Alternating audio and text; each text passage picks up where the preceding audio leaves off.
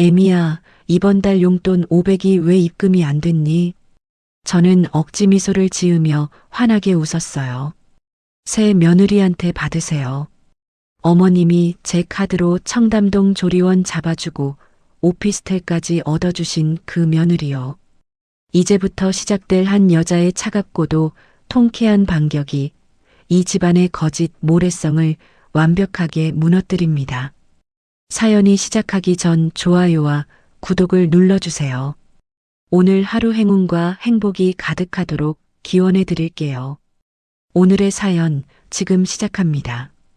이른 새벽 사무실 창밖으로 도시의 불빛이 하나둘 꺼져가고 있었습니다. 저는 키보드에서 손을 떼고 의자에 등을 깊이 묻었습니다. 제 이름은 강지원, 올해로 35입니다.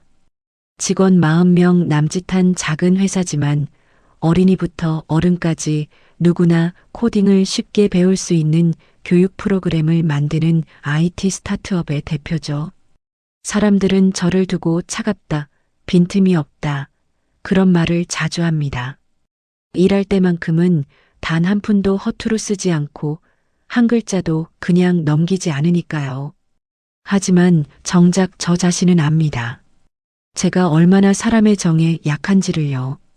한번 내 사람이라고 마음에 들이면 통장이 비어도 좋다는 식으로 다 내어주는 사람이 바로 저였습니다.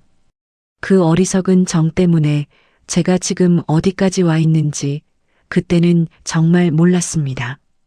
저는 가난한 집의 맏딸로 태어났습니다.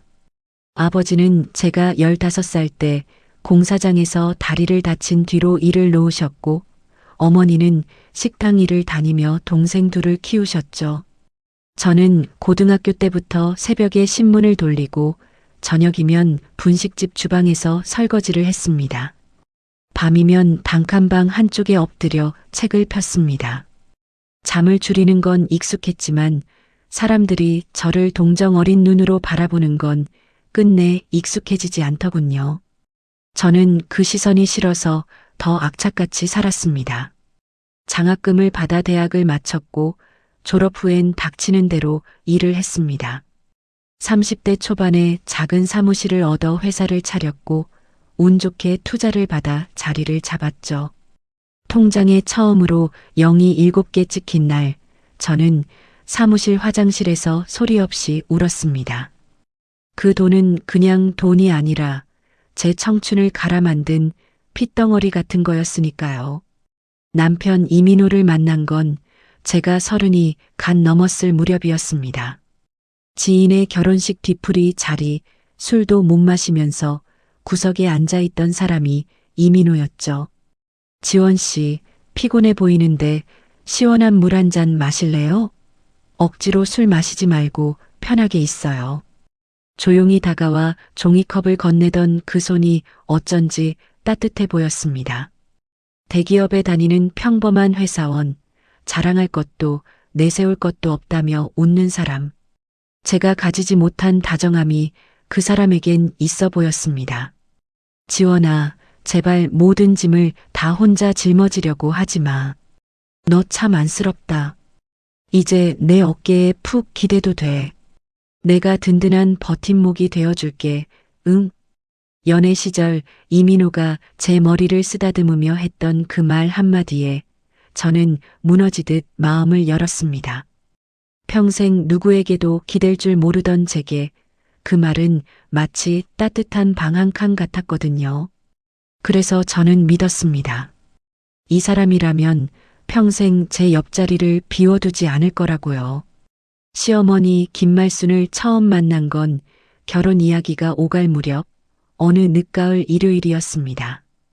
경기도 외곽의 낡은 빌라 현관문이 열리자 김치 냄새와 함께한 여자가 저를 위아래로 훑쳤습니다. 아이고, 댁이 강지원 아가씨? 난 민호 애미예요. 일단 문턱은 넘고 들어와서 앉아요. 말끝이 묘하게 차가웠습니다. 저는 두 손 가지런히 모으고 허리를 숙였습니다. 처음 뵙겠습니다, 어머님. 강지원이라고 합니다.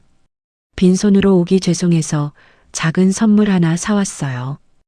김말순이 소파에 앉으며 한쪽 다리를 꼬았습니다. 그래, 강지원 양이라고 했지? 딴 거 다 빼고 단도직입적으로 물어볼게. 친정 부모님은 뭐 하시는 분들이요? 번듯한 직장은 있으시고? 아, 저희 아버지는 몸이 좀 편찮으셔서 댁에 누워 계시고요. 어머니는 조그만 식당에서 주방 일을 하십니다. 짧은 침묵이 흘렀습니다. 김말순의 입꼬리가 미세하게 올라갔다 내려왔죠. 아이고 맙소사. 민호야, 너 정말 이 결혼 후회 안 하겠니? 뻔히 고생길이 보이는데. 김말순이 아들 쪽으로 고개를 돌리며 말했습니다. 이민호가 어색하게 웃으며 제 손을 잡았습니다. 엄마, 왜 그런 말씀을 하세요? 지원이 우리 회사 사람들도 다 인정하는 정말 똑부러지고 착한 사람이에요. 얘는 속도 없이 본인이 착한 거랑 우리 집안 수준에 맞는 거랑은 하늘과 땅 차이지. 나중에 친정 뒷바라지 하다가 내 등골 다 빠지면 어쩌려고 그래. 김말순이 과일 접시를 제 앞으로 밀며 말끝을 흐렸습니다. 아가씨, 오해는 마. 우리 민호가 인물이나 학벌이 어디 가서 빠지는 애가 아니잖아. 그저 지가 좋다니까 다 인연이려니 하고 눈 감아주는 거니까 처신 잘해야 해. 알았지? 저는 입술을 살짝 깨물었습니다. 가난한 부모를 둔 죄가 이 자리에서 다시 한번 저를 찌르는 기분이었죠. 그래도 저는 웃었습니다. 이 사람의 어머니니까 언젠가는 진심을 알아주실 거라 믿고 싶었습니다. 그런데 한 달쯤 뒤 상견례 자리에서 김말순의 얼굴이 달라졌습니다. 제가 운영하는 회사 이야기, 사무실 위치, 직원 수가 화제에 올랐을 때였죠. 아이고 세상에. 우리 며느라기가 빚쟁이가 아니라 글쎄 직원들 수십 명 거느린 진짜 IT 회사 대표라고? 통장에 돈이 그렇게나 많단 말이야? 김말순이 제 손을 덥석 잡으며 호들갑을 떨었습니다. 조금 전까지 차갑던 눈빛이 거짓말처럼 녹아 있었습니다. 민호야, 너는 어쩜 이렇게 복덩이를 물고 왔니? 아이고, 우리 며느리 얼굴에서 그냥 금빛이 잘잘 흐른다, 흘러. 내 아들이지만 정말 장하다. 이민호가 머쓱하게 웃었고 저는 그 변화가 어쩐지 불편했습니다. 하지만 그날 저는 그 불편함을 못 본 척했습니다. 사람의 정이 그리웠던 저는 미지근한 환대라도 붙잡고 싶었거든요. 네, 어머님. 앞으로 부족한 점이 많더라도 너그럽게 잘 봐주세요. 잘 모시겠습니다. 저는 그렇게 그분 손을 마주 잡으며 고개를 숙였습니다. 결혼 후 저는 신혼집을 제 돈으로 마련했습니다. 한강이 내려다 보이는 아파트, 가구도 가전도 모두 제가 골랐죠. 이민호는 보증금의 10분의 1도 보태지 않았지만 저는 개의치 않았습니다. 민호 씨, 집값 내가 다 냈다고 기죽지 마. 우리 둘이 평생 오순도순 살 집인데 돈 좀 더 있는 내가 내면 어때? 내 돈이 다 당신 돈이지. 지원아, 진짜 너무 고맙다.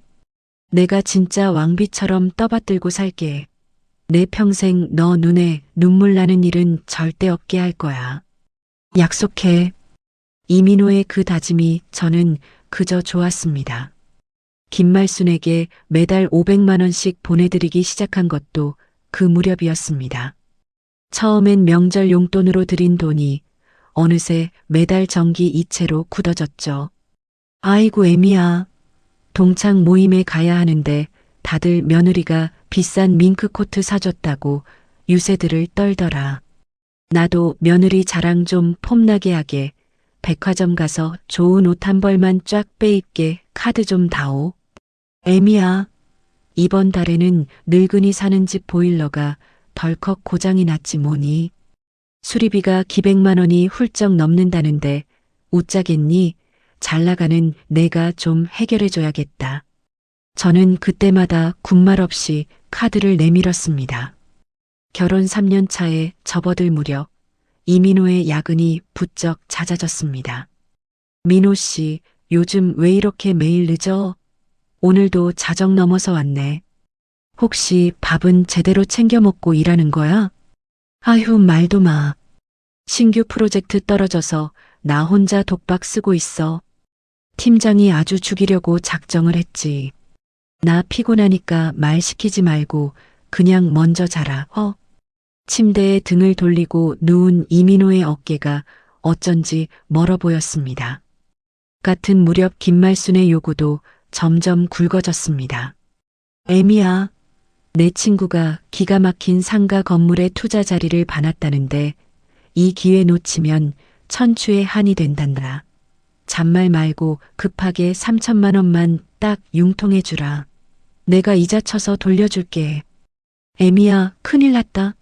내 고모부 조카가 가게 차리는데 당장 보증금이 모자라다며 알아누웠다. 내가 사장인데 그깟 푼돈 좀 못 도와주겠니? 정없게 굴지 말고 빨리 돈 좀 보내라. 저는 통장에서 돈을 꺼내드리면서도 한편으론 입안이 까끌했습니다. 그래도 입 밖에 내지는 않았습니다. 가족이라는 말, 그게 그렇게 무거운 줄 그때는 정말 몰랐거든요.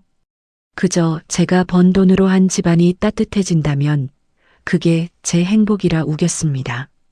그러던 어느 토요일 오후였습니다.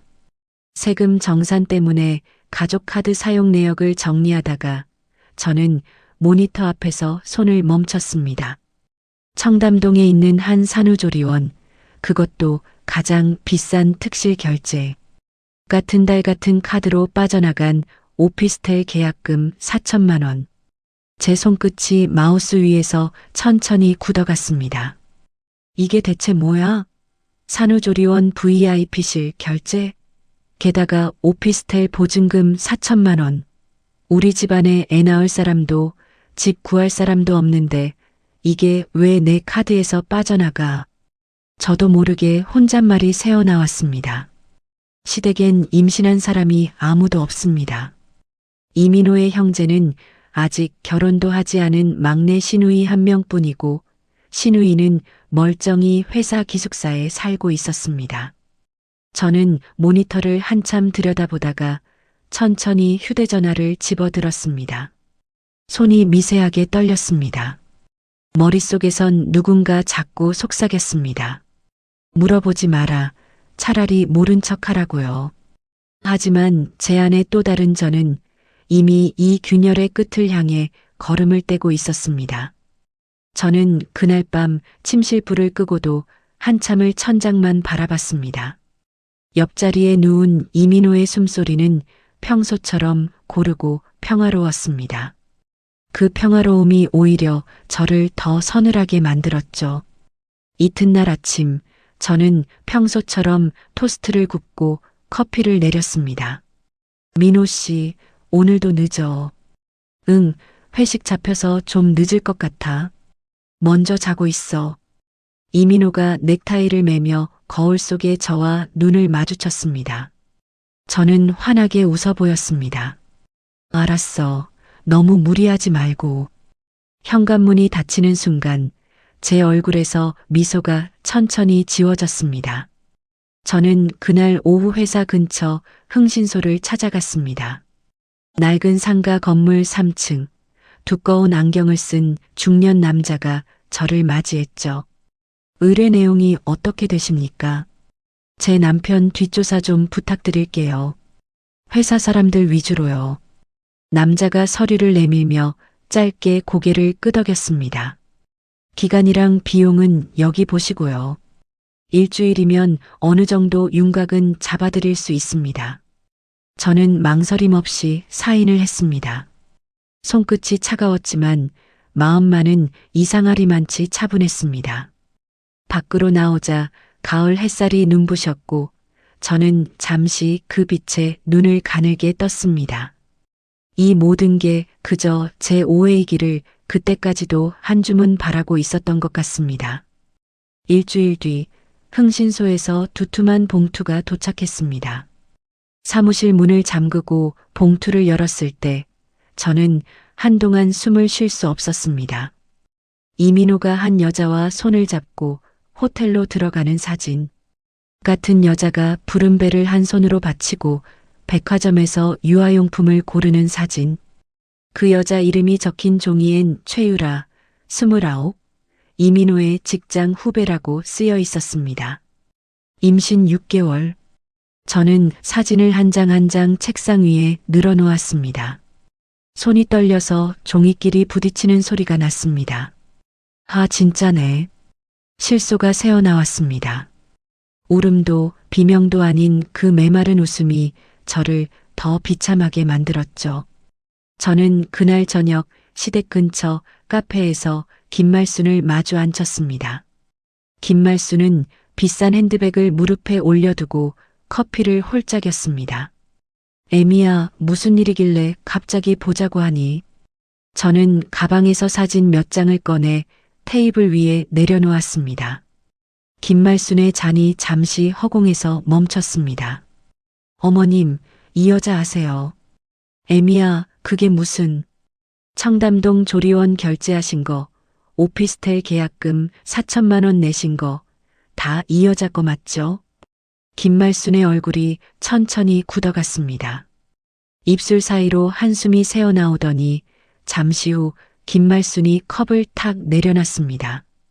애미야, 너무 흥분하지 말고 들어. 김말순이 양손을 모으며 저를 달래는 신용을 했습니다. 남자가 평생 살면서 밖에서 실수 한 번 안 하고 사는 사람이 어디 있니? 실수요. 저는 말끝을 짧게 끊었습니다. 실수로 애를 만들고 실수로 오피스텔을 얻어주고 실수로 조리원까지 잡으셨다는 말씀이세요. 애미야, 이왕 일이 이렇게 된 거 어쩌겠니? 애는 낳아서 너희 호적에 올리자. 내가 사업한다고 바쁘니 그 핏줄 우리가 키워주면 안 되겠니? 저는 김말순의 얼굴을 가만히 들여다봤습니다. 이 사람이 정말로 제 시어머니가 맞는가 싶었습니다. 3년 동안 매달 500을 보내드린 그 며느리에게 지금 이 말을 입에 담고 있는 게 맞는가요? 어머님, 저는 천천히 입을 열었습니다. 제 돈으로 그 여자 둥지 틀어주시면서 뒤에선 저를 어떻게 비웃으셨어요? 비웃긴 누가 비웃어? 다 한 식구로 잘 살아보자고 한 일이지. 한 식구요. 저는 헛웃음을 흘렸습니다. 어머님, 그 한 식구에 저는 들어가 있긴 했나요? 김말순이 입을 다물었습니다. 저는 사진들을 다시 가방 안에 챙겨 넣고 자리에서 일어났습니다. 커피값은 어머님 카드로 내세요. 아, 그 카드도 곧 정지될 테니 서두르시고요. 저는 그렇게 등을 돌렸습니다. 등 뒤에서 김말순이 뭐라 외치는 소리가 들렸지만 한마디도 귀에 들어오지 않았습니다. 집에 돌아온 그날 밤 저는 거실 소파에 앉아 이민호를 기다렸습니다.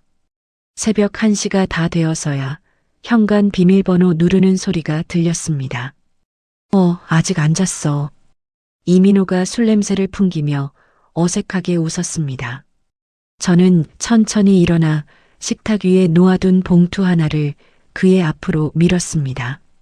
민호 씨, 이거 봐. 이게 뭔데? 이민호가 봉투를 열다 말고 동작을 멈췄습니다. 손에 들린 사진이 미세하게 떨렸습니다. 저는 팔짱을 끼고 그 얼굴을 빤히 바라봤습니다. 지원아, 이건 그게 아니라. 그게 아니면 뭐야? 내 말 좀 들어봐. 잠깐의 실수였어. 진짜 잠깐. 잠깐의 실수가 임신 6개월이 되도록 못 끊었어. 이민호가 머리를 감싸쥐었습니다. 지원아, 솔직히 너 옆에 있으면 내가 너무 작아져. 너는 회사도 있고 돈도 잘 벌고 다 알아서 하잖아. 나는 그냥 회사원 하나일 뿐이고. 저는 두 눈이 천천히 커지는 걸 느꼈습니다. 그래서 바람을 피웠다고. 그게 아니라 유라는 나를 그냥 평범한 남자로 봐줬어. 너처럼 안 봤다고. 이민호의 입에서 그 여자 이름이 나오는 순간 제 안에서 무언가 툭 끊어졌습니다. 민호 씨.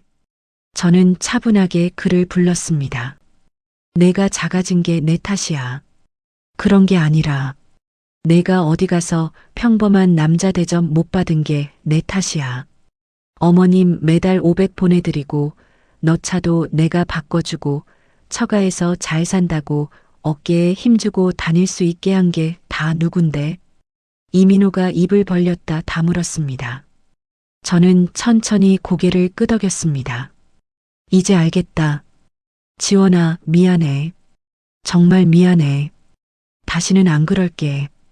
이민호가 무릎을 꿇으려 했습니다. 저는 한 발 물러서며 손을 내저었습니다. 앉지 마. 그 무릎 나중에 법정에서 꿇어. 그날부터 저는 다른 사람이 됐습니다. 다음 날 아침 저는 이민호 앞에서 평소처럼 토스트를 굽고 커피를 내렸습니다. 민호 씨, 어제는 우리 둘 다 너무 흥분했어. 일단 좀 차분히 생각해보자. 이민호의 얼굴에 안도의 빛이 스쳤습니다. 지원아, 정말 고마워. 내가 진짜 잘할게. 저는 환하게 웃어 보였습니다. 그 웃음이 평생 가장 차가운 웃음이었다는 걸 이민호는 끝내 알아채지 못했습니다. 저는 출근길 차 안에서 박서준 변호사에게 짧게 문자 한 통을 보냈습니다. 조용히 만나서 의논드릴 일이 있다고요. 신호 대기 중 룸미러를 보니 거기엔 더는 울지 않는 강지원이 앉아 있었습니다. 월요일 오전 회의를 막 끝낸 참이었습니다. 비서가 다급한 얼굴로 대표실 문을 두드렸습니다. 대표님, 손님이 찾아오셨는데요. 약속 잡힌 분이 계셨던가요? 그게 본인이 이민호 대리 와이프라고 소개하시는데요. 저는 잠시 펜을 든 채로 멈췄습니다. 이내 짧게 숨을 들이쉬고 비서를 바라봤습니다. 응접실로 모셔주세요. 차는 따로 안내주셔도 됩니다. 비서가 어색한 얼굴로 고개를 숙이고 나갔습니다. 저는 의자에서 천천히 일어나 블라우스 깃을 정돈했습니다. 응접실 문을 열자 푸른 배를 한 손으로 받친 여자가 소파 한가운데에 다리를 꼬고 앉아 있었습니다. 사진보다 훨씬 어린 얼굴, 짙은 화장, 살짝 올라간 입꼬리. 저는 맞은편 의자에 앉으며 그 여자를 천천히 훑었습니다. 최유라 씨 맞으시죠? 네, 강지원 대표님. 여기까진 무슨 일로 오셨어요? 최유라가 크 웃으며 다리를 풀었습니다. 언니, 우리 그냥 솔직하게 얘기해요. 어차피 다 아는 사이잖아. 저는 그 호칭에 짧게 코웃음을 쳤습니다. 언니라는 호칭, 누가 허락했어요? 최유라가 가방에서 산부인과 초음파 사진을 꺼내 테이블 위에 올려놓았습니다. 오빠예요. 7개월 다 돼가요. 그래서요. 이제 그만 놓아주세요. 오빠도 언니랑은 끝났대요. 저는 등받이에 깊숙이 몸을 기댔습니다. 최유라가 한쪽 입꼬리를 끌어올렸습니다. 오빠가 청담동 그 집 이미 내 이름으로 넘겨주기로 약속했어요. 어머님도 다 알고 계세요. 그 집 계약금이 어디서 나왔는지는 알고요. 오빠가 냈겠죠. 아니면 어머님이 보태셨거나. 저는 천천히 고개를 끄덕였습니다. 이 여자는 정말 모르고 있었습니다. 그 돈이 어디서 흘러나갔는지를요. 저는 무릎 위에 손을 가지런히 모으고 최유라를 바라봤습니다. 유라 씨, 한 가지만 묻겠습니다. 네, 말씀하세요. 이민호 씨가 유라 씨한테 그 집 계약금이 자기 돈이라고 했어요. 당연하죠. 오빠 월급도 적지 않고요. 어머님 돈도 좀 보태신 걸로 알아요. 이민호 씨 월급으로는 4천 한 번에 못 내요. 그 돈 제 통장에서 나갔어요. 최유라의 얼굴에서 잠시 표정이 사라졌습니다. 저는 말을 이어갔습니다.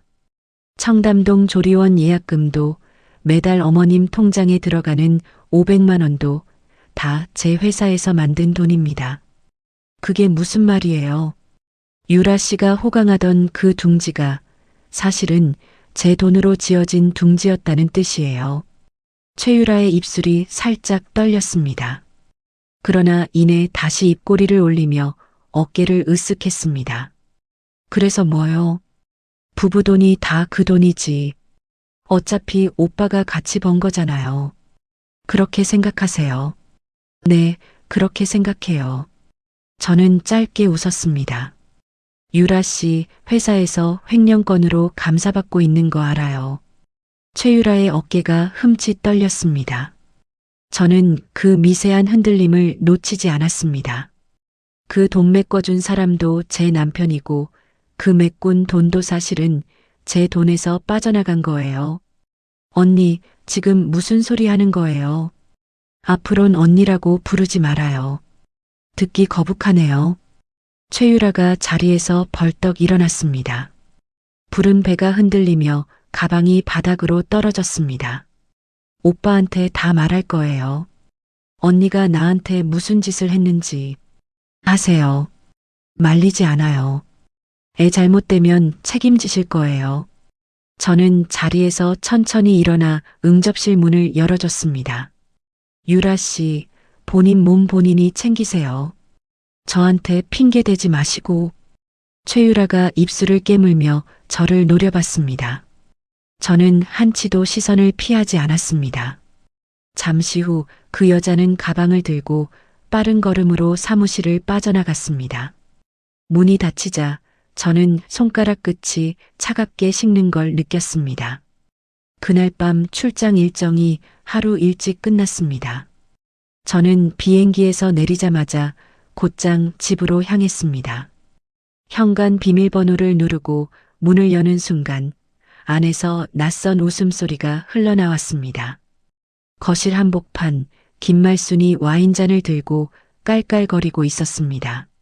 맞은편 소파엔 푸른 배를 쓰다듬는 최유라가 제 실크 가운을 걸친 채 앉아 있었죠. 테이블 위엔 제가 아끼던 핸드백 2개가 나란히 놓여 있었습니다. 저는 캐리어 손잡이를 꽉 쥐었습니다. 손가락 마디가 하얗게 변하는 게 보였습니다. 이게 무슨 상황이에요? 거실의 두 사람이 동시에 저를 돌아봤습니다. 김말순이 와인잔을 내려놓으며 어색하게 웃었습니다. 애미야, 일찍 왔구나. 이게 그러니까. 어머님, 지금 제 집에서 뭐하고 계신 거예요? 유라가 임신해서 답답하다길래 잠깐 바람 좀 쐬자고 데려왔지. 제 옷장은 왜 열렸어요? 제 가방은 왜 저 사람 앞에 있어요? 김말순이 자리에서 일어나며 손사래를 쳤습니다. 애미야, 어차피 옷이 좀 많잖니. 임산부 입을 만한 거 없나 좀 찾아본 것뿐이야. 저는 그 말에 두 눈을 질끈 감았다 떴습니다. 최유라가 천천히 일어났습니다. 제 가운 자락이 그 여자의 배 아래로 흘러내렸습니다. 어머님이 그러시는데 이 집도 곧 정리하실 거라면서요. 그래서 미리 한번 둘러본 거예요. 정리요. 저는 김말순을 돌아봤습니다. 어머님, 그 말 진심이세요? 김말순이 어물거리며 시선을 피했습니다. 애미야, 일이 이렇게 된 이상 우리도 다 같이 살 방법을 찾아야 하지 않겠니? 유라도 곧 출산인데 다 같이 살 방법이요. 저는 헛웃음을 흘렸습니다. 제 집에서, 제 침대에서 제 옷을 입은 저 여자랑 다 같이 살자고요. 김말순이 입을 다물었습니다. 거실엔 묵직한 침묵이 내려앉았습니다. 저는 캐리어를 그 자리에 그대로 둔 채 핸드백만 챙겨 들고 다시 현관으로 향했습니다. 애미야, 어디 가니? 두 분 편하게 계세요. 옷도 더 입어보시고 가방도 더 들어보시고요. 애미야. 저는 뒤를 돌아보지 않고 그대로 엘리베이터에 올랐습니다. 지하 주차장에 내려와 차 안에 앉자 그제야 손이 떨리기 시작했습니다. 저는 휴대전화를 들어 박서준 변호사의 번호를 눌렀습니다. 한참 신호음이 가고 차분한 목소리가 들렸습니다. 네, 박서준입니다. 변호사님, 강지원입니다. 대표님, 무슨 일 있으십니까? 저는 잠시 호흡을 가다듬었습니다. 지금 좀 뵐 수 있을까요? 의논드릴 일이 많아요. 제가 사무실 근처입니다. 어디로 가면 되겠습니까? 제 회사 근처 호텔 로비에서 뵙죠. 1시간 안에 도착할 수 있어요. 알겠습니다. 천천히 오십시오. 전화를 끊고 저는 룸미러를 봤습니다. 거기엔 눈물 한 방울 없이 입을 꾹 다문 얼굴이 있었습니다. 저는 시동을 걸었습니다. 어머님 다 같이 살자고 하셨죠. 저는 텅 빈 차 안에서 혼잣말처럼 중얼거렸습니다. 그 말씀 평생 후회하시게 해드릴게요. 주차장의 노란 불빛이 차창을 천천히 스쳐 지나갔습니다. 호텔 로비 라운지, 늦은 시간이라 손님이 거의 없었습니다. 구석 자리에 박서준 변호사가 먼저 와 앉아 있었습니다. 38이라는 나이가 무색할 만큼 단정한 차림, 손에는 노트와 만년필이 가지런히 놓여 있었습니다. 대표님, 늦은 시간 죄송합니다. 아니에요. 제가 부른 거잖아요. 저는 맞은편에 앉으며 가방에서 두툼한 서류 봉투를 꺼냈습니다. 이거 그동안 모은 것들이에요. 박서준이 봉투를 열고 한 장씩 천천히 살피기 시작했습니다. 카드 사용 내역, 통장 이체 기록, 흥신소 사진, 김말순의 통화 녹음 파일 목록까지. 박서준의 미간이 한 줄 깊게 패였습니다. 대표님, 박서준이 서류를 내려놓으며 저를 똑바로 바라봤습니다. 이건 단순한 외도 사건이 아닙니다. 네, 저도 알아요. 시어머님이 며느님 돈을 빼돌려서 아들 정부의 집을 얻어주고 조리원까지 잡아준 겁니다. 그 집 명의가 시어머님으로 돼 있다면 더 큰 문제가 됩니다. 저는 손끝으로 찻잔의 손잡이를 만지작거렸습니다. 오피스텔 명의가 어머님으로 되어 있다고 들었어요. 잔금 치를 날짜가 아직 좀 남았고요. 박서준의 눈빛이 잠시 빛났습니다. 잔금 날짜가 남았다는 건 아직 막을 수 있다는 뜻입니다. 막을 수 있어요. 네. 그리고 그 집, 진짜 주인이 누군지 따져서 다시 가져올 길도 있습니다. 박서준은 노트에 무언가를 빠르게 적어 내려갔습니다. 대표님, 내일 오전에 저랑 같이 움직이실 수 있겠습니까? 무엇을요? 첫째, 그동안 시어머님 명의로 나가던 모든 카드를 한꺼번에 막아야 합니다. 둘째는요, 부부 명의로 묶여있는 통장과 이민호 씨 앞으로 된 재산을 미리 잡아두는 일입니다. 도망갈 구멍부터 먼저 막아야 합니다. 셋째는요, 그 여자분 상대로 위자료 청구와 부당이득 반환을 동시에 걸 겁니다. 본인이 입은 손에도 따로 묶어서 갈 거고요. 저는 천천히 고개를 끄덕였습니다. 변호사님, 네, 말씀하십시오. 한 가지만 부탁드릴게요. 무엇이든. 법정에서는 차갑게 가더라도 저한테는 그렇게 하지 말아주세요. 박서준이 잠시 저를 바라봤습니다. 잠시 후 만년필을 내려놓으며 부드럽게 입을 열었습니다. 대표님, 제가 변호사이기 전에 한 사람으로서 말씀드립니다. 이건 대표님 잘못이 하나도 없습니다. 저는 그 말에 잠깐 시선을 떨궜습니다. 3년 동안 누구에게도 듣지 못한 말이었습니다. 박서준은 그런 저를 재촉하지 않고 가만히 기다려줬습니다. 그 침묵이 따뜻했습니다. 이튿날 오전 9시 저는 책상에 앉아 휴대전화를 들었습니다. 은행 담당자에게 짧은 통화 한 통, 카드사에 또 한 통. 네, 가족카드 전부 정지로 처리해 주세요. 어머님 명의로 발급된 보조카드까지 모두요. 500만 원 정기 이체도 오늘부터 멈춰주세요. 수화기를 내려놓자 사무실 안이 묘하게 고요해졌습니다. 저는 책상 위에 놓인 휴대전화를 가만히 바라봤습니다.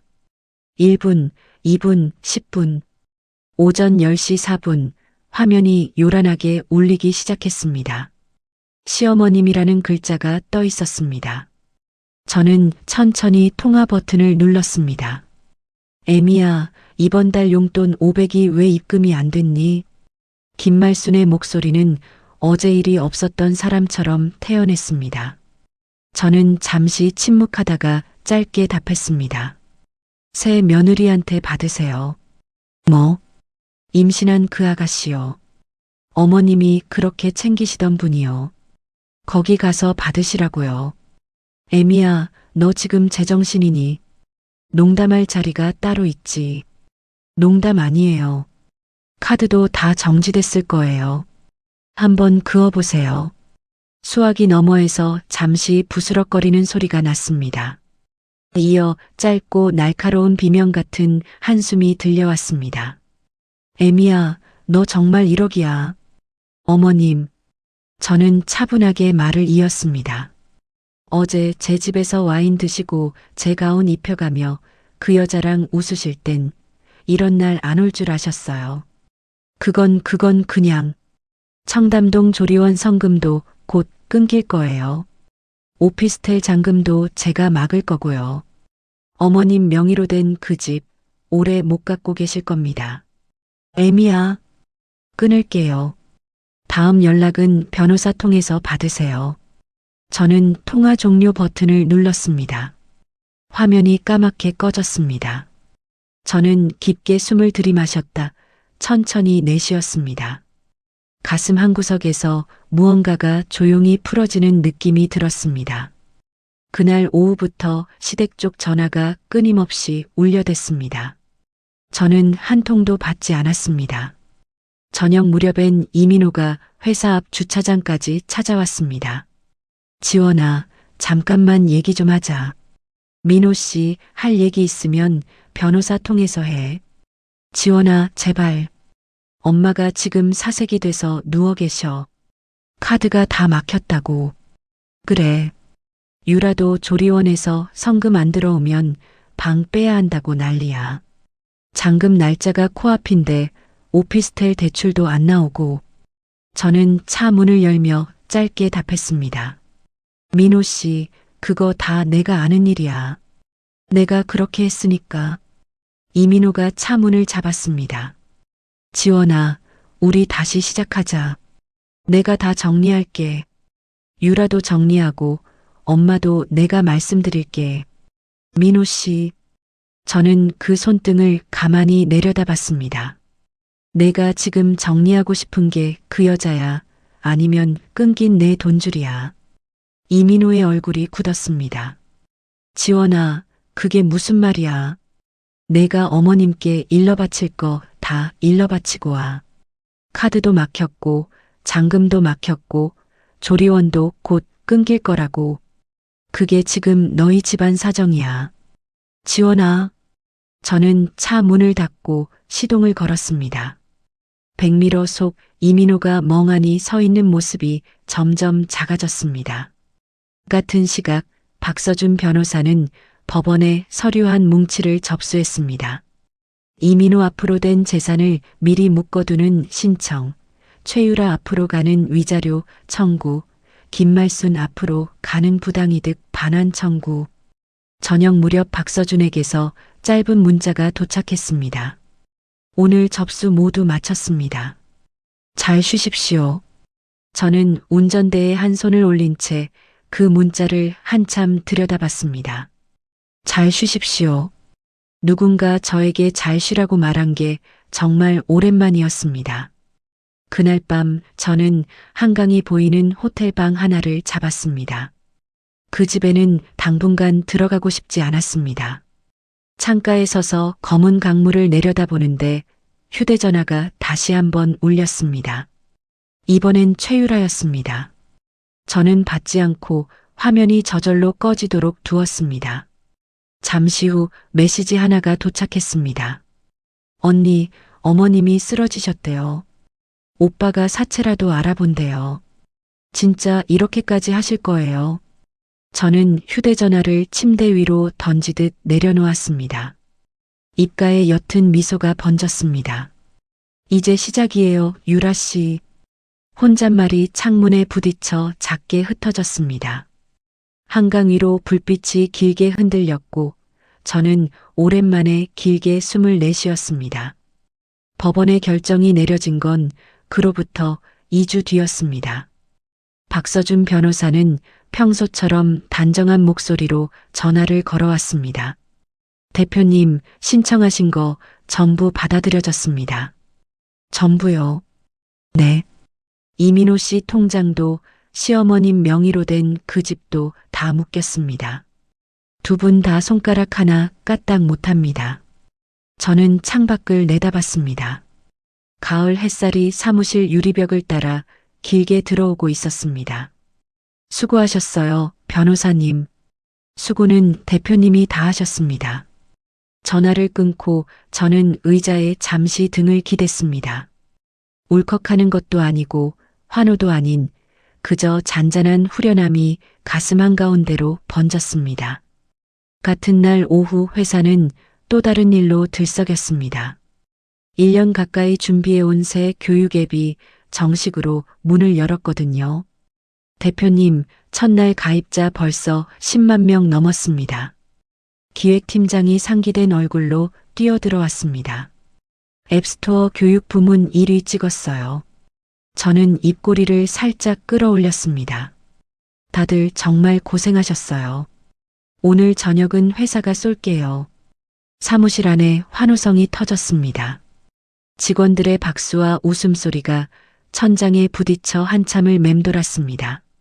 저는 그 한가운데 서서 오랜만에 마음 깊은 곳까지 따뜻해지는 걸 느꼈습니다.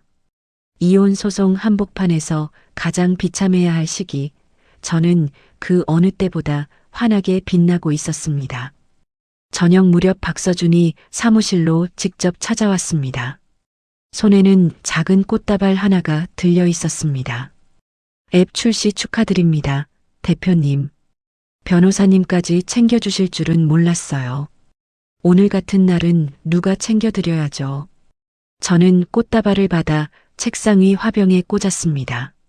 하얀 들국화 사이로 노란 소국이 섞여 있었습니다. 변호사님, 오늘 저녁 직원들이랑 회식하는데 같이 가시겠어요? 제가 끼어도 되겠습니까? 오늘은 누구든 환영이에요.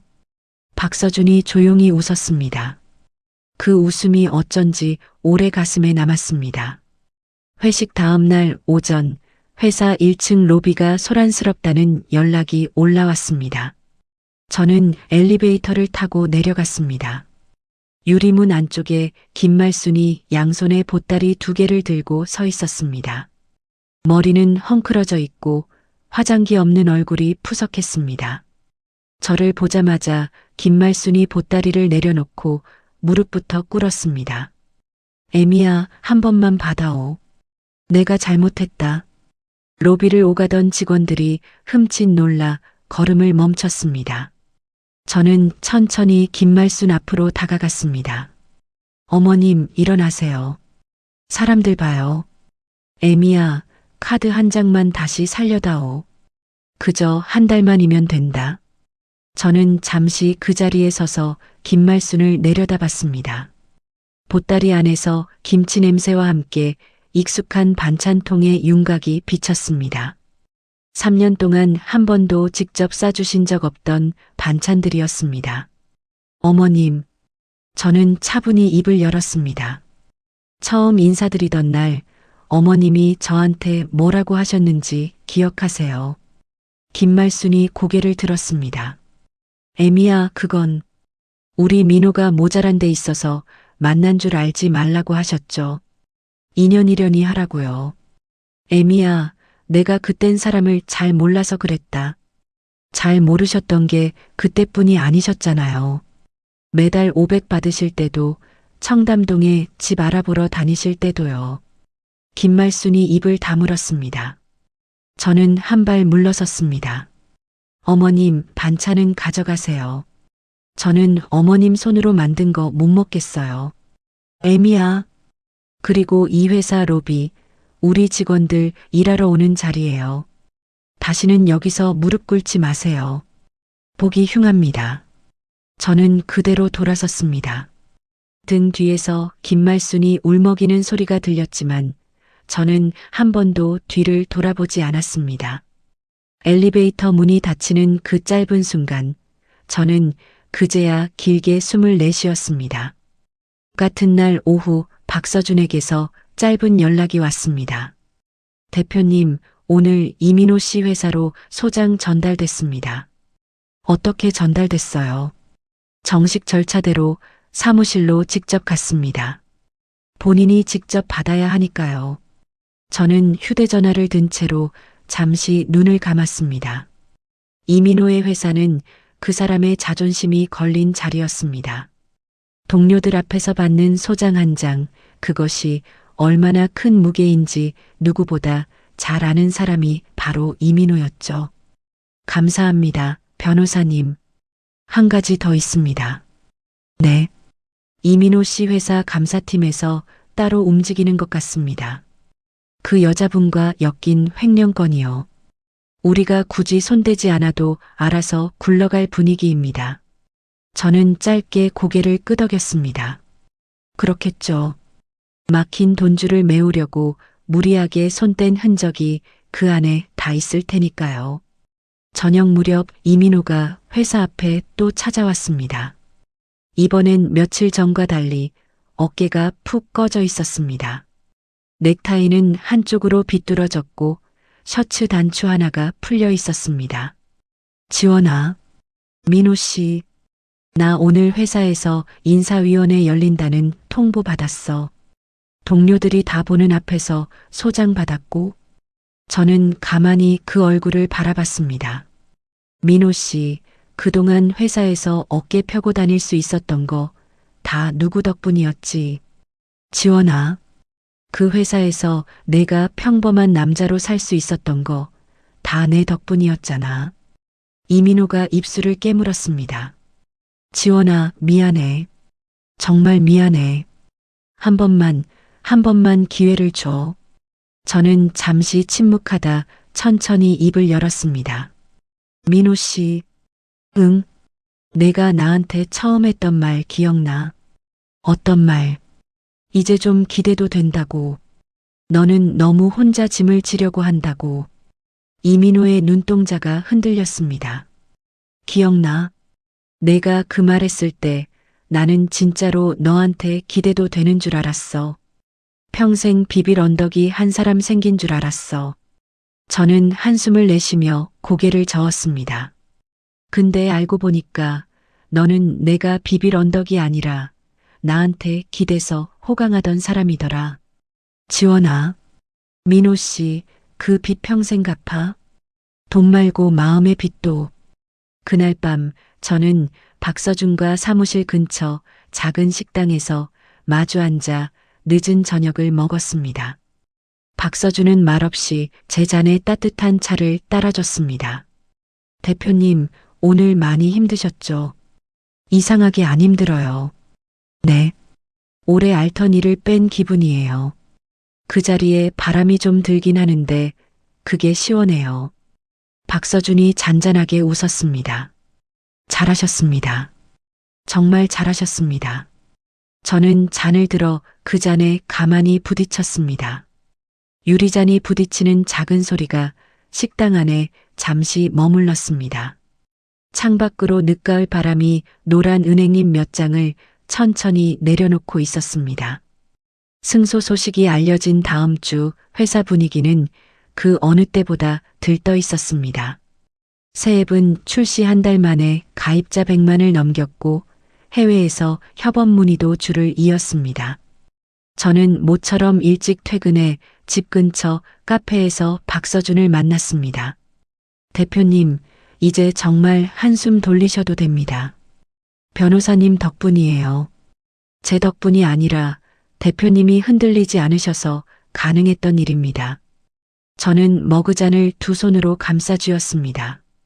잔 안에서 따뜻한 김이 모락모락 올라왔습니다. 오랜만에 마음 한구석이 가벼웠습니다. 그 가벼움이 얼마나 짧을지 그때는 미처 몰랐습니다. 이튿날 아침 저는 출근하자마자 비서의 다급한 목소리를 들었습니다. 대표님, 잠깐 회의실로 와보셔야 할 것 같아요. 무슨 일이에요? 어젯밤부터 인터넷에 이상한 글이 돌고 있어요. 회의실 큰 화면에 띄워진 게시글 제목을 보는 순간 저는 잠시 숨을 멈췄습니다. 돈으로 시댁 옥죄인 사이코패스 여대표 임산부까지 유산시키다. 글에는 제 회사 이름과 제 얼굴 사진이 모자이크 없이 박혀 있었습니다. 시댁을 굶기고 임신한 후배를 괴롭혀 유산시킨 악녀라는 내용이었죠. 이거 어디서 시작됐어요? 맘카페 한 곳에서 시작해서 지금은 직장인 익명 게시판까지 다 퍼졌어요. 댓글이 시간당 수천 개씩 달리고 있고요. 저는 모니터를 가만히 바라봤습니다. 어디서부터 비틀린 이야기인지 한 문장 한 문장이 너무 익숙했습니다. 시댁 사정을 아는 사람만 쓸 수 있는 표현, 그 안에 슬쩍 끼어 있는 가짜 사실들. 민호 씨하고 그 여자네요. 혼잣말이 새어나왔습니다. 이때 마케팅 팀장이 굳은 얼굴로 들어왔습니다. 대표님, 앱 별점이 어젯밤 사이에 5점에서 1점으로 떨어졌어요.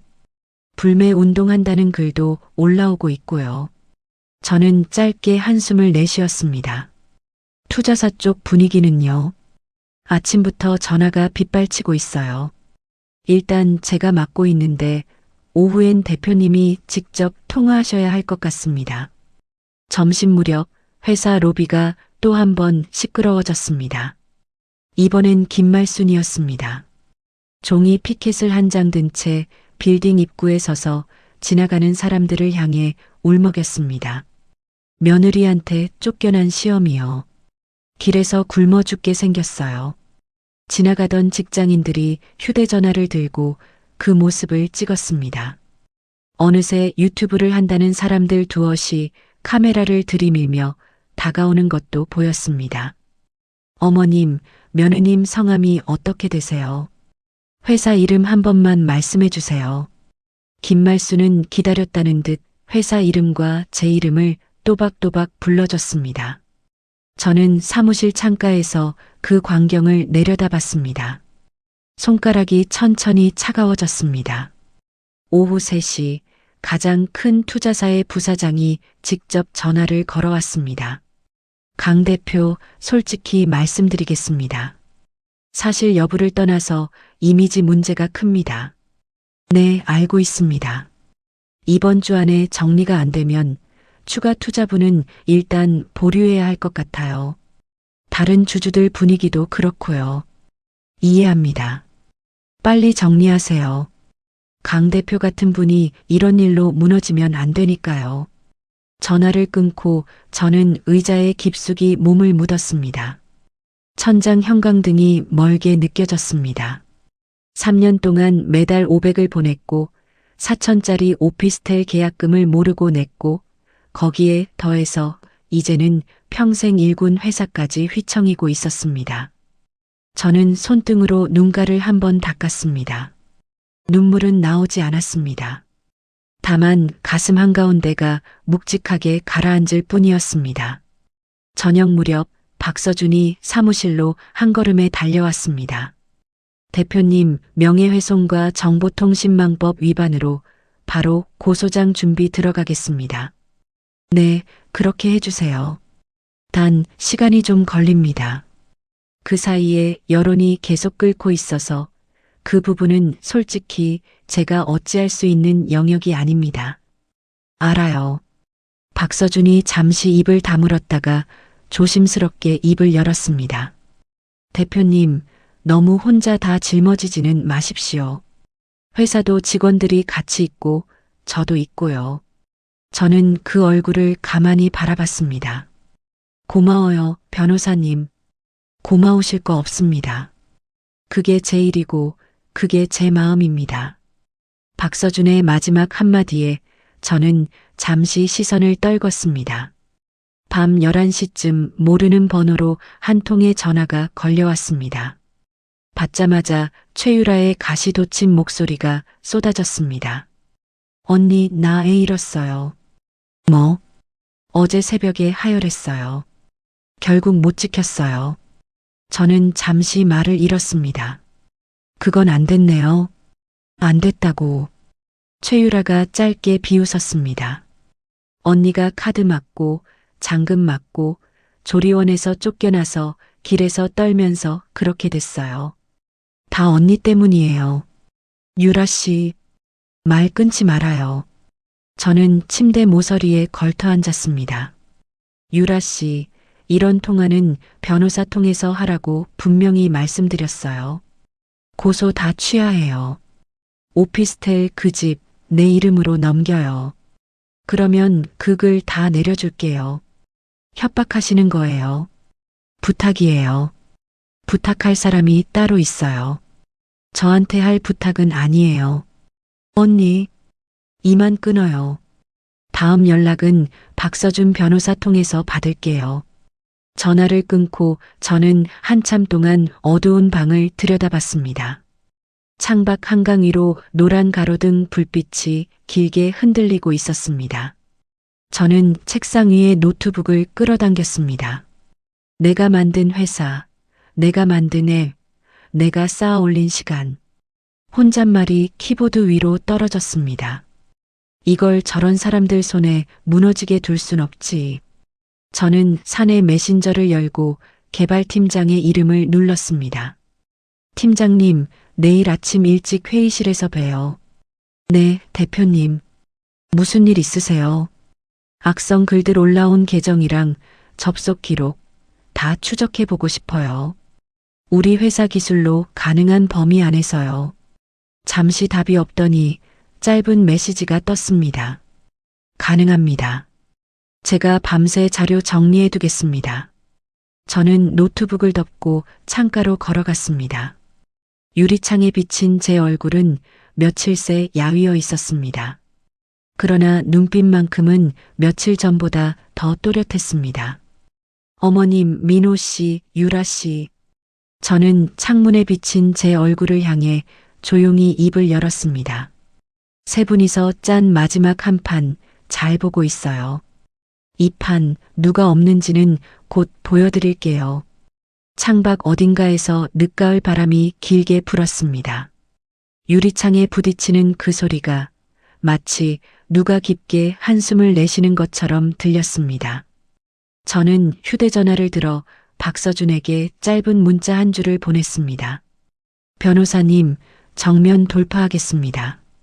내일 아침 사무실에서 뵙겠습니다. 잠시 후 답장이 도착했습니다. 어디든 같이 가겠습니다. 대표님. 저는 휴대전화를 가슴 위에 가만히 올려두고 한참 동안 천장을 바라봤습니다. 이튿날 아침 7시 회의실에는 개발팀장과 직원 2명, 그리고 박서준이 먼저 자리를 잡고 있었습니다. 큰 모니터 위로 어젯밤 추적해둔 자료들이 줄줄이 떠 있었습니다. 대표님, 글이 처음 올라온 계정 3개를 찾았습니다. 공통점이 있어요. 3계정 모두 같은 위치에서 접속됐어요. 한 곳은 이민호 씨 집 근처 통신망이고 한 곳은 그 여자분명의 휴대전화 통신망입니다. 저는 모니터 앞으로 한 발 다가갔습니다. 화면 속에 빼곡히 늘어선 숫자들이 마치 두 사람의 지문처럼 보였습니다. 확실해요. 네, 확실합니다. 계정을 같은 시간대에 번갈아 가며 썼고 글 올린 시간 직전에 서로 통화한 기록도 통신사 협조받으면 잡힐 겁니다. 박서준이 옆에서 짧게 고개를 끄덕였습니다. 이 정도면 충분합니다. 오늘 오전 중에 고소장 제출하겠습니다. 저는 잠시 의자에 앉아 숨을 가다듬었습니다. 변호사님, 네. 단순히 글 내리는 걸로는 부족해요. 같은 생각입니다. 우리 쪽에서도 진짜를 내보내야겠어요. 그동안 모은 거 다요. 박서준이 잠시 저를 바라보다 차분히 물었습니다. 공개할 자료의 범위는 어디까지로 하시겠습니까? 청담동 결제 내역, 오피스텔 계약 흐름, 어머님과 그 여자가 주고받은 통화 일부요. 아이 얼굴이나 의료 정보 같은 건 다 가리고요. 그렇게 정리하겠습니다. 1시간 안에 초안 보여드리겠습니다. 저는 천천히 고개를 끄덕였습니다. 어제와 달리 손끝이 흔들리지 않았습니다. 오전 11시 회사 공식 계정과 제 개인 계정의 한 장의 공지가 동시에 올라갔습니다. 강지원 대표 입장문. 짧고 담담한 글이었습니다. 지난 3년간 시댁에 보낸 돈의 흐름, 청담동 조리원과 오피스텔 결제가 누구의 계좌에서 나갔는지, 가족이라는 이름으로 어떻게 한 사람의 노동이 다른 사람의 외도에 쓰였는지, 얼굴이 가려진 결제 명세서, 음성이 모자이크 처리된 통화 일부가 함께 첨부됐습니다. 공지를 올리고 30분, 제 휴대전화가 진동을 멈추지 못했습니다. 1시간이 지나자 댓글의 흐름이 완전히 뒤집혔습니다. 이게 진짜 그 회사 대표 이야기였어. 임산부 유산시켰다는 그 글, 다 거짓말이었네. 불쌍한 사람이 따로 있었구만. 오후가 되자 사정은 완전히 달라졌습니다. 하루 만에 앱 별점이 다시 5점에 가깝게 회복됐고, 다운로드 수는 오히려 사건 전보다 가파르게 올라갔습니다. 대표님, 응원 한번 사보자는 글이 여기저기 올라와요. 마케팅 팀장이 모니터를 가리키며 웃었습니다. 저는 흐릿하게 미소를 지었습니다. 세상이 참 이렇네요. 어제 손가락질하던 사람들이 오늘은 응원을 한다고요. 그게 사람 마음이죠. 저는 잠시 창밖을 바라봤습니다. 가을 햇살이 한층 더 가늘어진 채 사무실 한쪽을 길게 비추고 있었습니다. 같은 시각 회사 빌딩 밖에서는 또 다른 장면이 펼쳐졌습니다. 김말순이 어제처럼 피켓을 들고 서 있었지만 분위기는 완전히 달랐습니다. 유튜브를 한다는 사람들이 카메라를 들이밀며 매섭게 질문을 쏟아내고 있었죠. 어머님, 청담동 조리원 결제 누가 했는지 알고 계셨어요? 오피스텔 계약금이 며느님 통장에서 나간 거 알고 계셨죠? 아들 외도를 알고도 며느님 돈으로 그 여자 챙겨주신 거 사실입니까? 김말순이 피켓을 손에서 떨어뜨리며 뒷걸음질 쳤습니다. 아니에요, 아니에요. 다 오해예요. 그럼 이 결제 내역에 적힌 이름은 누구 이름인가요? 아니, 그러니까 그게. 김말순이 두 손으로 얼굴을 가리며 그 자리에 주저앉았습니다. 사람들이 그 광경을 둘러싸고 사진을 찍었습니다. 저는 그 모습을 사무실에서 보지 않았습니다. 박서준이 차마 보여줄 수 없다며 영상을 가렸기 때문이죠. 대표님, 충분합니다. 이 정도면 어머님도 본인이 한 일에 책임지셔야 한다는 걸 깨달으셨을 겁니다. 깨달으셨을까요? 적어도 다시 이 빌딩 근처엔 못 오십니다. 저는 짧게 고개를 끄덕였습니다. 고맙다는 말도 미안하다는 말도 이제 다 부질없어요. 박서준이 가만히 제 옆에 서 있었습니다. 한참 동안 우리는 아무 말도 나누지 않았습니다. 창밖의 햇살이 두 사람의 그림자를 길게 늘어뜨렸습니다. 며칠 뒤 이민호의 회사에서 인사위원회 결과가 나왔습니다. 파면? 그것도 단순한 외도 문제가 아니라 후배 직원과 함께 회사 돈에 손을 댄 정황까지 드러난 결과였습니다. 박서준이 차분한 목소리로 소식을 전했습니다. 대표님, 이민호 씨 오늘 오전에 회사에서 정식으로 잘렸습니다. 경찰 조사도 곧 시작될 예정이고요. 그렇군요. 이혼 소송에서도 유책 쪽이 거의 확정입니다. 위자료와 재산 분할 모두 대표님 쪽에 유리하게 갈 겁니다. 저는 천천히 고개를 끄덕였습니다. 수고하셨어요. 수고는 대표님이 다 하셨습니다. 저는 잠시 웃었습니다. 같은 말, 같은 사람, 그러나 듣는 마음이 며칠 전과는 사뭇 달랐습니다. 그날 오후 경찰서에서 마주친 이민호와 최유라는 이미 서로를 노려보는 사이가 돼 있었습니다. 저는 박서준과 함께 멀리서 두 사람을 짧게 스쳐 지나갔습니다. 복도 끝에서 두 사람의 다투는 목소리가 들렸습니다. 내가 글만 안 올리자고 했어도 이 지경까진 안 왔어. 오빠가 회사 돈에 손만 안 댔어도 우리 둘 다 멀쩡했어. 누구 때문에 손 댔는데? 너 사고 친 거 메꿔준다고 한 거 아니야. 누가 메꿔달랬어. 오빠 발등 오빠가 찍은 거지. 저는 잠시 걸음을 멈췄다가 다시 발을 옮겼습니다. 박서준이 옆에서 조용히 말했습니다. 대표님, 안 보셔도 됩니다. 네, 안 봐요. 이미 끝난 일이니까요. 끝난 일이죠. 저는 그 자리를 천천히 떠났습니다. 복도 창으로 들어오는 늦은 오후의 빛이 바닥에 길게 누워 있었습니다. 그 빛을 밟고 걸어가는 동안 저는 가슴 한구석에 오래 매달려 있던 무게 하나가 툭 떨어지는 걸 느꼈습니다. 며칠 뒤 김말순에게도 따로 통지가 갔습니다. 오피스텔을 본인 명의로 두지 않았으면서 본인 이름으로 계약을 진행한 부분, 그 과정에서 며느리 돈을 자기 돈처럼 쓴 부분이 함께 문제가 됐습니다.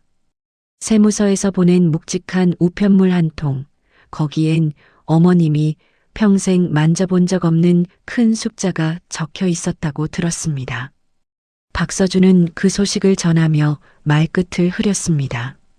대표님, 더 손쓰지 않으셔도 어머님 사정은 충분히 무거워졌습니다. 네. 그쪽 어른이라고 해도 이제 책임은 본인이 지셔야 할 부분입니다. 저는 창밖을 바라보며 짧게 답했습니다. 제가 손쓸 일은 이미 다 끝났어요. 그날 저녁 저는 사무실 불을 끄고 박서준과 함께 빌딩 밖으로 나왔습니다. 거리엔 늦가을 바람이 잔잔하게 불고 있었습니다. 변호사님. 네. 오늘 저녁 가벼운 술 한 잔 어떠세요? 박서준이 잠시 저를 바라보다 부드럽게 웃었습니다. 좋습니다. 따라가겠습니다. 저는 그 옆을 천천히 걷기 시작했습니다. 가로수에서 떨어진 노란 잎 하나가 발끝에 살짝 부딪혔다 다시 바람에 실려갔습니다. 오랜만에 저는 어디로든 그저 걸을 수 있을 것 같은 기분이 들었습니다. 이혼 재판 최종 선고일 아침, 저는 평소처럼 일찍 일어났습니다. 검은색 정장을 한 벌 꺼내 입고 머리를 단정히 빗어 넘겼습니다. 거울 속 제 얼굴은 며칠 새 부쩍 차분해져 있었습니다. 오늘 잘 다녀와요. 주방에서 따뜻한 차를 한 잔 내려놓으며 박서준이 부드럽게 말했습니다. 지난 몇 달 박서준은 일이 있을 때마다 저를 데리러 와줬고 그날도 변함이 없었습니다. 고마워요. 고마울 거 없어요. 오늘이 마지막입니다. 저는 잔을 두 손으로 감싸며 가만히 고개를 끄덕였습니다. 오늘이 정말로 마지막이라는 말, 그 말이 이상하게 따뜻했습니다. 법정 안은 한산했습니다. 저쪽 자리엔 이민호가 푸석한 얼굴로 앉아 있었고 옆엔 국선으로 보이는 변호사가 서류를 뒤적이고 있었습니다. 판사의 목소리가 차분하게 법정을 채웠습니다. 이민호의 잘못을 모두 인정한다는 짧은 결론, 위자료와 재산 분할에 대한 또렷한 숫자. 판결이 이어지는 동안 저는 정면만 바라봤습니다. 이민호 쪽으로는 한 번도 눈을 돌리지 않았습니다. 판결문이 끝나는 순간 옆자리에 박서준이 가만히 제 손등을 한번 두드려줬습니다. 끝났습니다. 네. 저는 짧게 답하고 자리에서 일어났습니다. 다리에 힘이 풀릴 줄 알았는데 오히려 발걸음이 가볍게 떨어졌습니다. 법정을 나서는 복도에서 이민호가 한 번 더 저를 불렀습니다. 지원아, 잠깐만. 저는 잠시 걸음을 멈췄습니다. 민호 씨, 우리 이제 그런 사이 아니야. 강지원 씨, 용건만 짧게 해. 이민호가 어색하게 입을 열었습니다. 엄마가 많이 편찮으셔. 한 번만 보러 와줄 수 없어? 저는 그 얼굴을 가만히 바라봤습니다. 야윈볼, 풀린 셔츠깃, 한때 단정했던 사람의 흔적이 어디에도 남아있지 않았습니다. 민호 씨, 어머님 아드님은 너잖아. 지원 씨, 내 어머님이니까 내가 챙겨드려. 저는 그 말을 끝으로 박서준과 함께 복도를 걸어 나왔습니다. 등 뒤에서 이민호가 한참 동안 무어라 외쳤지만 한마디도 귀에 들어오지 않았습니다. 상간녀 소송도 그 무렵 결과가 나왔습니다. 저는 단 한 푼도 손해보지 않는 선에서 그동안 시댁이 빼돌린 돈을 모두 돌려받았습니다. 박서준은 통장 잔고를 정리한 종이를 제 앞에 가지런히 놓으며 말했습니다. 이걸로 셈은 다 끝났습니다. 네, 정말 다 끝났네요. 저는 그 종이를 잠시 들여다보다 한쪽에 곱게 접어두었습니다. 이 돈 그냥 통장에 두지 않을 거예요. 어떻게 하시려고요? 제가 자랐던 동네에 작은 도서관 하나 짓는데 좀 보태려고요. 책 살 돈이 없어서 도서관에서 새벽까지 공부하던 시절이 있었거든요. 박서준이 가만히 저를 바라봤습니다. 좋은 생각이에요. 고생한 돈은 고생한 사람들 쪽으로 흘러가야죠. 그게 맞는 것 같아요. 그 사람들의 소식은 사람들 입을 통해 흘러들어왔습니다. 이민호는 그동안 모아둔 게 거의 없어 공사장과 택배 일을 번갈아 한다는 이야기. 한때 동료들 앞에서 어깨에 힘주던 그 사람이 이제는 새벽마다 일감을 받으러 줄을 선다는 소문이었습니다. 최유라는 이민호 곁을 일찌감치 떠났습니다. 어느 지방 도시에서 자기 처지를 숨기고 다른 남자를 만났다가 결국 사기에 휘말려 더 깊은 진창에 빠졌다는 이야기도 들렸습니다. 김말수는 그 큰 세금을 갚느라 식당 주방 보조 일을 시작했다고 했습니다. 한때 며느리 자랑을 늘어놓던 그 모임의 친구들은 이제는 김말순의 이름조차 입에 올리지 않는다고 했죠. 누군가는 그 소식을 전하며 제 표정을 살폈습니다. 저는 잠시 듣고는 그저 짧게 답했습니다. 그래요. 그렇게 됐군요. 가슴이 흔들리지 않았습니다. 미운 사람의 비참함은 더 이상 제 마음의 일이 아니었습니다. 겨울이 지나고 다시 봄이 왔습니다. 회사는 그새 2배로 커졌고 해외 사무실을 여는 일까지 진행됐습니다. 새로 합류한 외국인 직원과 첫 미팅을 하던 날, 저는 통역을 사이에 두고 인사를 나눴습니다. 우리 회사에 오신 걸 환영합니다. 잘 부탁드립니다, 대표님. 짧고 다정한 인사 한마디에 회의실 안에 작은 웃음이 번졌습니다. 저는 새로 들어온 직원들의 얼굴을 한 명 한 명 눈에 담았습니다. 누군가의 첫 사회, 누군가의 새 시작. 그 풍경 한가운데에 제가 서 있다는 사실이 새삼 든든했습니다. 그날 저녁 저는 박서준과 한강이 보이는 작은 식당에서 마주 앉았습니다. 박서준이 잔에 따뜻한 차를 따라주며 조심스럽게 입을 열었습니다. 지원 씨, 네. 이제는 일 얘기 말고도 자주 봐도 될까요? 저는 잠시 잔을 들여다보다 천천히 웃었습니다. 이미 자주 보고 있는 것 같은데요. 그건 변호사로서고요. 그럼 다른 사람으로요. 박서준이 작게 고개를 끄덕였습니다. 한 사람으로요. 옆에 있고 싶은 사람으로요. 저는 잔을 가만히 내려놓았습니다. 천천히 같이 가요. 네, 그렇게요. 박서준이 부드럽게 미소 지었습니다. 저는 그 미소가 오래 가슴에 남는 사람이라는 걸 그제야 솔직히 인정했습니다. 식당 창밖으로 봄밤의 강물이 천천히 흘러가고 있었습니다. 가로등 불빛이 강물 위에 길게 늘어져 잔잔한 무늬를 그렸습니다. 저는 잠시 그 풍경을 바라봤습니다. 변호사님, 네, 지원 씨. 가족이라는 말, 한동안 정말 무서운 말이었어요. 네. 내 돈으로 내 자리를 내가 잃을 수도 있는 말이었으니까요. 박서준이 가만히 들어줬습니다. 그런데 이제는 안 무서워요. 내 자리 내가 지킬 수 있고 내 사람도 내가 고를 수 있다는 걸 아니까요. 잘하셨어요. 고마워요. 끝까지 옆에 있어줘서. 박서준이 잔을 들었습니다. 저도 잔을 들어 가만히 부딪혔습니다. 며칠 뒤 저는 어머니가 일하시던 식당에 들렀습니다.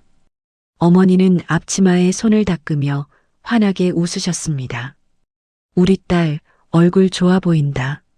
엄마, 이제 좀 쉬세요. 식당 일도 그만하시고요. 내가 그러라면 그래야지.